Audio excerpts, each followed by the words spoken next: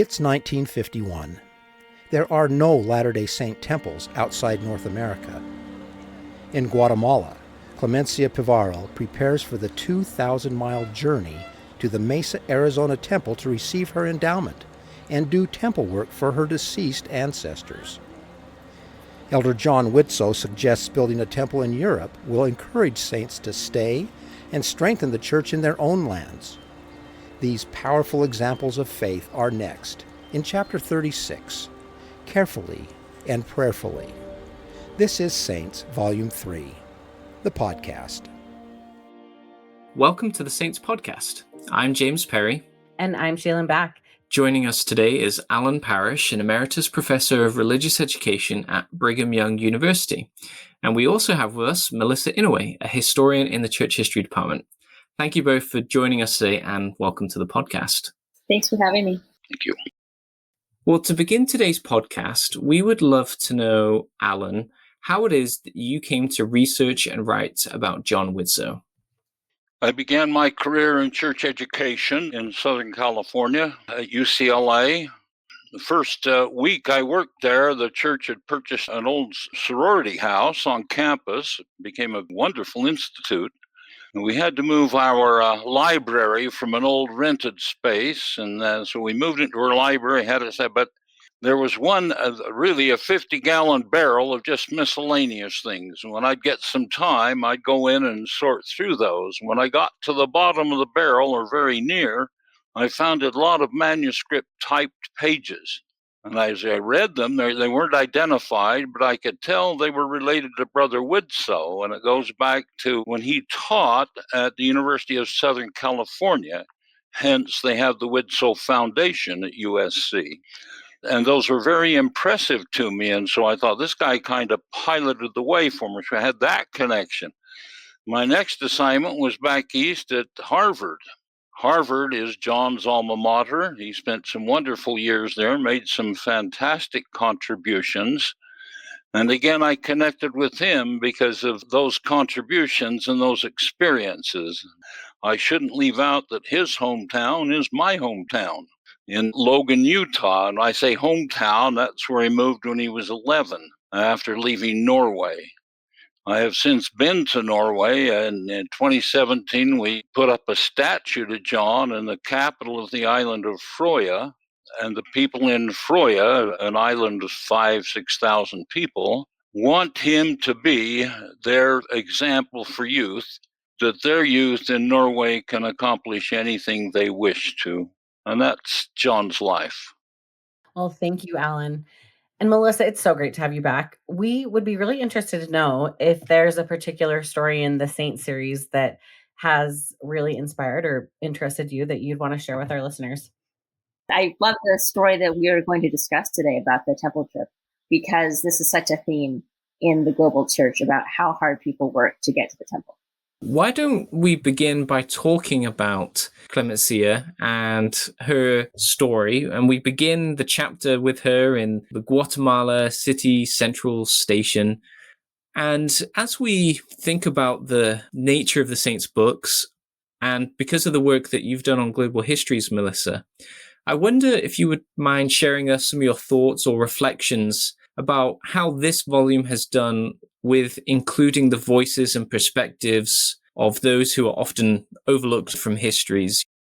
Well, Volume 3 is amazingly strong in terms of showing us the global church. And that's what's so exciting about Volume 3 is I think it's going to be super unfamiliar to most everyone who reads it. The stories that I read were certainly unfamiliar to me. And when you compare that feeling to how we feel when we're reading about someone leaving some sort of American county or someone planting some sort of crop in a desert place, like those stories are super inspiring, but they're also so familiar. But when we read these new stories that we've never encountered before of the history that's always been there, the Latter-day Saints sacrifices and their experiences and their fortitude under all these different situations, standing up to Nazis or traveling such a long distance to get to the temple and braving armed militants while doing that is just incredible. Well, with the chapter opening up with these conferences held at the Mesa Temple, can you tell us a little bit more about these conferences? Well, people came from all over Central America. For example, one story that I recently read was from a member of the church from a Central American country. They assembled in Guatemala, and then they traveled from Guatemala to Mexico. And when they were passing through Mexico, they slept for, I think, a couple of nights on the floors of local Latter-day Saint church buildings. They literally just slept on the floor. There was no bedding, nothing like that. So this brother said in his history that the really smart people slept on the stage because that was wood, which was a little softer and kind of more warm. But he and his wife, who had just been married civilly and who were traveling to be sealed, they had to sleep on the concrete floor. And there were no blankets, there were no sleeping pads. They were just themselves on the floor, trying as best they could to sleep. And sometimes he said they slept on the buses. Sometimes there wasn't a chapel where they could stop. And so they just sat in their bus seats, which weren't like super lazy boy recliner type things. They were just bus seats. And they just slept there, the husband leaning on the wife leaning on the husband.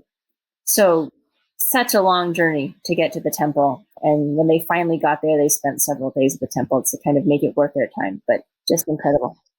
Melissa, you briefly shared what this temple trip must have been like for the saints traveling to Mesa, but I'd like to know too, what are some other examples of temple trips that you know of that you could share either around the same time period or even up until today?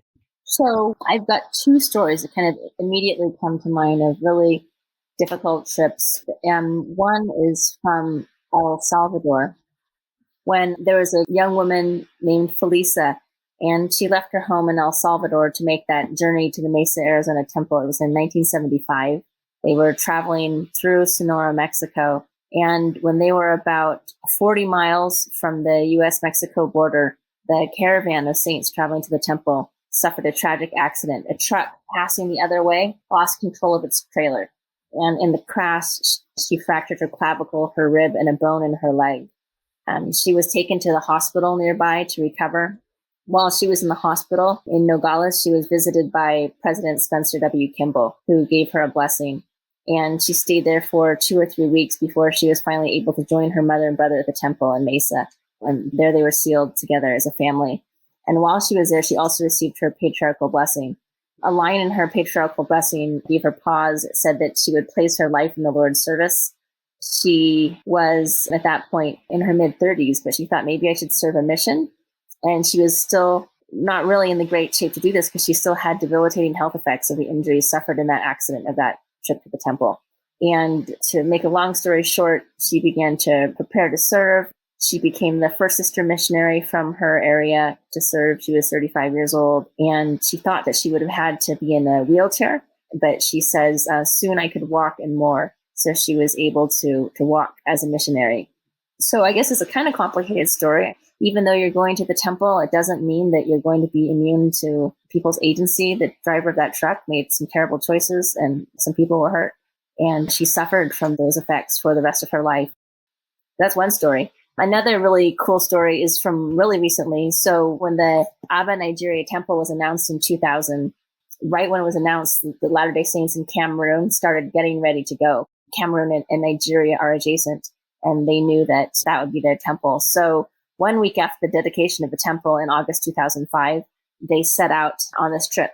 And they came together in these little clumps from these different places like Yaoundé and Douala.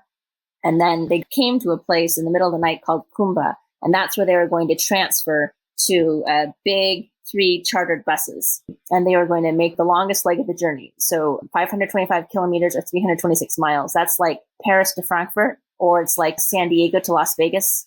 So a significant distance, but on a good day, it shouldn't be too horrible. Now, unfortunately, when they got to this place in the middle of the night, they discovered that their 3 chartered buses were not available.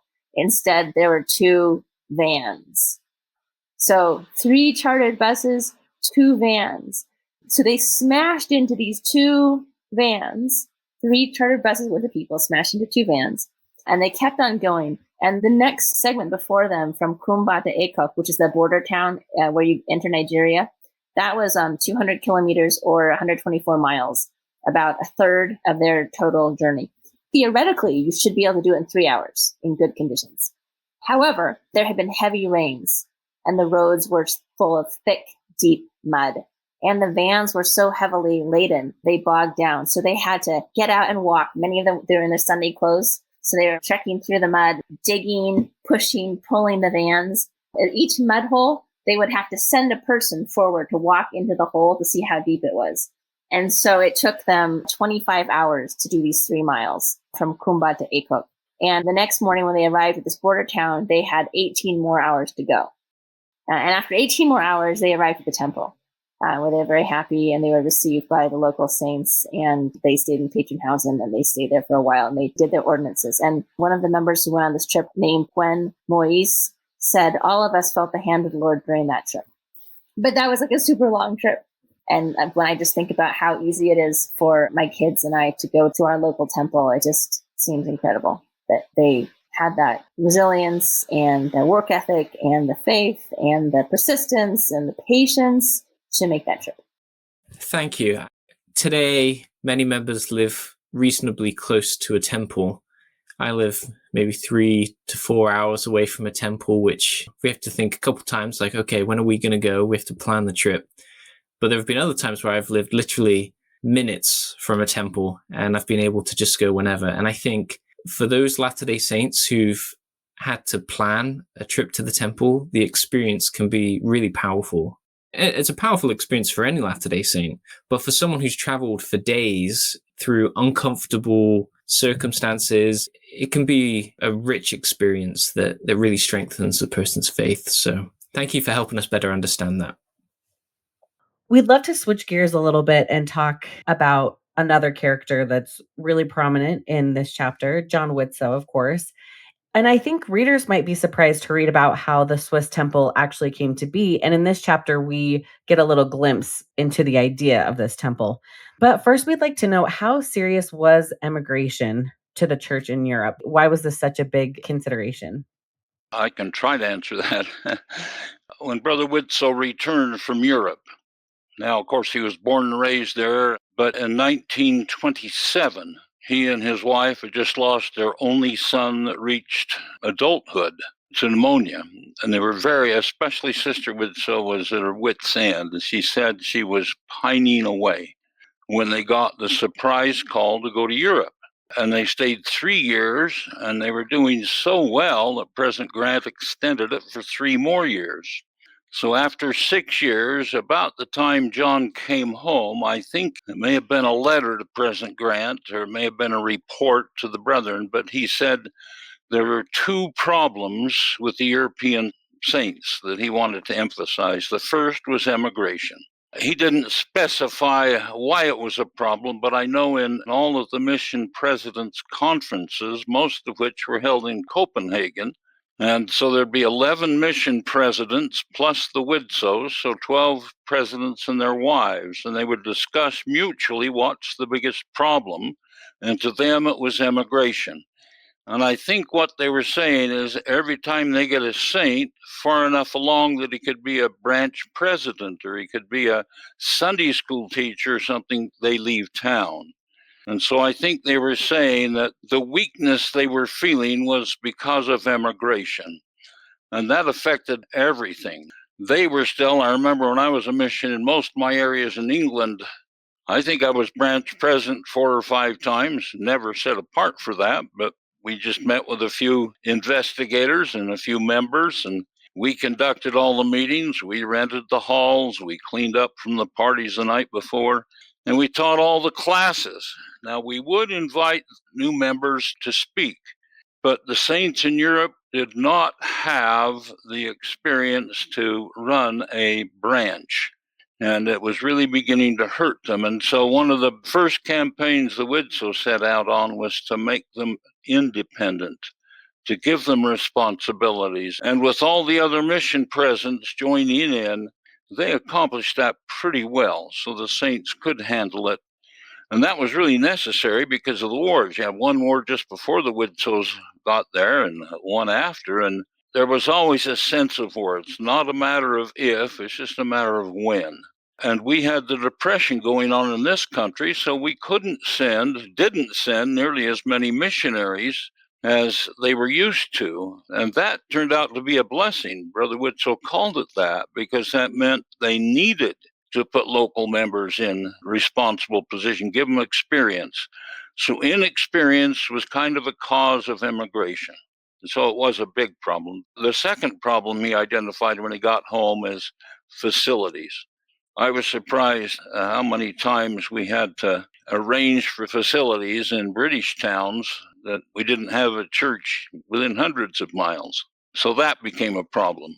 Always in rented halls, and the saints didn't relate to it, and so they didn't have the social programs and experience that they wanted. So immigration was number one, and that's 1934. Well, it seems remarkable that this incident with John and the mission presidents was 70 years ago, essentially, and it has had such an impact on the church in Europe, but globally as well. And there are going to be many readers who haven't thought twice about how temples came to be in international locations, and this might be a fascinating insight into how the church operated in the mid 20th century. I'd be curious to get your thoughts on how new insights such as this could be of use or interest to Latter-day Saints today. I think that it would be very hard to grow up in the church in Europe in the days that we are discussing. If a young man, a young woman joined the church, they had a strong testimony of the restoration, the prophet Joseph Smith, the restoration of the priesthood, temple work. They wanted the ordinances of the temple, but because they're in Europe, they can't have them. They're just not available financially for almost all of them. That was almost impossible. To get a round trip ticket would be doubly impossible. So if they're tempted to emigrate anyway, we'll go once and get our temple work and stay by the temples. And to not be able to do that, John occasionally talks about second and third generations who had been raised in Europe, always wanting to have the blessings of the temple, never able to have them. Ever. When that's the highest ordinances in the gospel, you love the gospel so much, and you can't have it. And that's the way the mission presidents felt, and that's why they would always request that they get a temple. But in his addresses, he makes a case that obviously says we need a temple for the well-being of the saints. Well, Alan, we were introduced to John Widzow in volume 2, and here we are almost at the end of volume 3 where we say goodbye. And in many ways, this scene just highlights some of his accomplishments. There are so many threads that come together in John's life with his missionary work, genealogy, temple work. He was a native European, but an adopted American. And we would love to know from your perspective, what would you say are some of his greatest accomplishments, and what are some of the ways his experiences contributed to the building up of the church? Well, he always remained a European. Adopted America, I think that's okay, and many people adopted him. I think John is mostly known for his academic accomplishments. And that's where he got introduced to temple work and genealogy. In 1892, while a student at Harvard, Susie Young Gates, Brigham's favorite child, I can say that, had to go back to Boston to research the Brigham Young family. There were no records in Utah at that time. So she had to go back, had to pay her way back, had to rent a place. She was there 6 or 7 months on that trip, and it wasn't her first nor her last. And that's where John became acquainted with her, because she would attend church with, John was one of 8 students that were taken back there to come back and shape Utah higher education. When John graduated in 1894, Harvard University then gave 2 awards to outstanding students. One to the student who demonstrated the greatest depth of learning, and the other to a student who demonstrated the greatest breadth of learning while at Harvard. I think perhaps the only time that the same student received both awards was in 1894, and it was John A. Widzow. Harvard offered him 4 jobs. BYU wanted him. Brother Talmage, and this is the one he wanted, was to be the new president of the LDS University in Salt Lake. Because of the financial panic of '93, that was foiled. So John came back ultimately to Utah State University, where he became an outstanding researcher in agricultural chemistry, particularly irrigation and dry farming.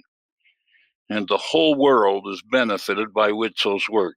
So I think his academic accomplishments were primary. He became president of Utah State, became president of the University of Utah, and both of those universities were in real crisis at the time that he was made president.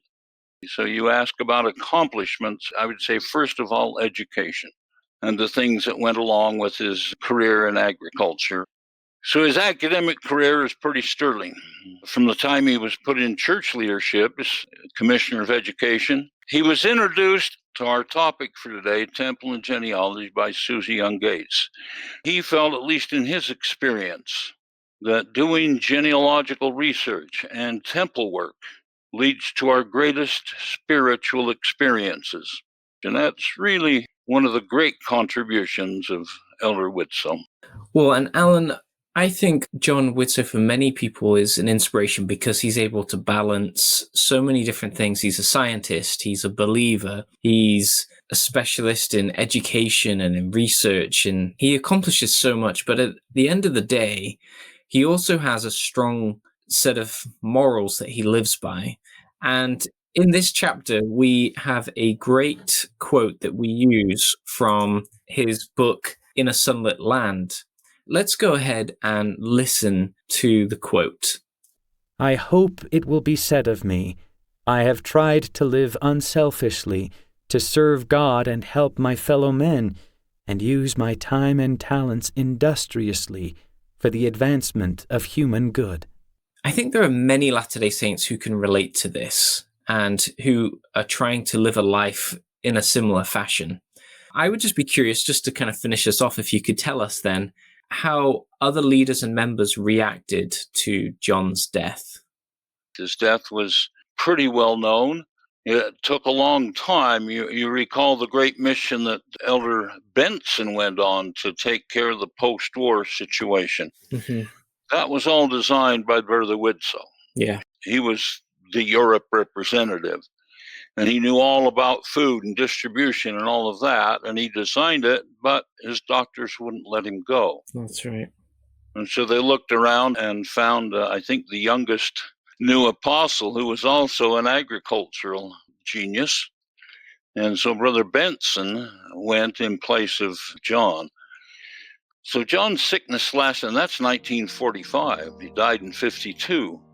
Even though he says in his journal he'd get an annual physical from his doctors and everything's fine, we knew he was declining. I know that a great many were surprised when he died. He was favorite general authority to a lot of people. Well, Alan, thank you so much for joining us and sharing just some really great insights. It's been great having you on. Thank you very much. He would sure be thrilled with the number of temples we have all over Europe now. I suspect he's had a hand in that. Thank you for listening to this week's episode. We hope you enjoyed it. We hope you took away some new insights into this volume. And we would love to hear your thoughts, opinions, questions, and insights from this chapter of Saints. And you can email saintspodcast@churchofjesuschrist.org. It would be great to hear from you.